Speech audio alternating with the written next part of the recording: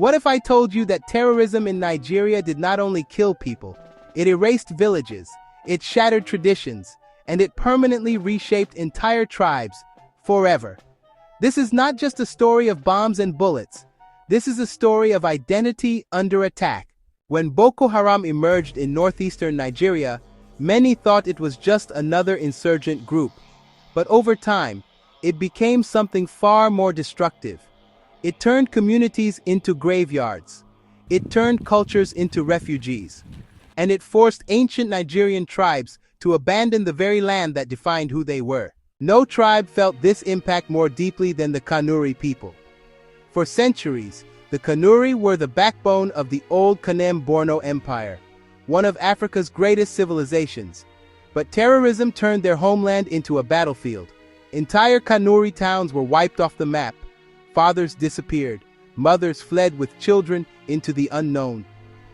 Today, many Kanuri children are growing up in IDP camps, far from the culture, language, and traditions that once defined them.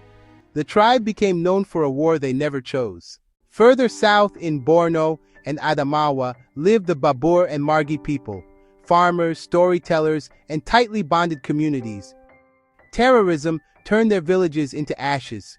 Schools were burned, places of worship destroyed. Elders, custodians of oral history, were killed or displaced. When elders are lost, history disappears with them. For these tribes, survival meant abandoning ancestral land and starting life again with nothing but memory. For the Shuwa Arab communities, terrorism destroyed more than homes, it destroyed a lifestyle. These were pastoral people whose lives depended on movement, cattle, and cross-border trade. Boko Haram attacks collapsed grazing routes that had existed for generations. Livestock was stolen, families scattered across Nigeria, Chad, and Cameroon. A way of life passed down for centuries was suddenly no longer possible. Hausa traders in the northeast saw markets collapse overnight. Commerce died. Young people abandoned school for survival. For many Fulani communities, the damage was quieter, but just as painful. Caught between terrorists, military operations, and community suspicion, many lost cattle, trust, and belonging. Entire communities were forced to keep moving, never safe, never settled. But the greatest damage was not physical, it was cultural. Festivals stopped, traditional rites ended, children grew up without learning the stories of their people. When a child grows up without identity, trauma becomes inheritance.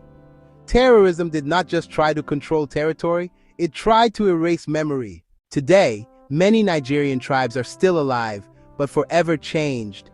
Their land is scarred, their culture interrupted, their future uncertain. So the question is this: if entire tribes can be reshaped by violence, what happens to a nation that forgets their story? If this story moved you, share it, because silence is how cultures disappear.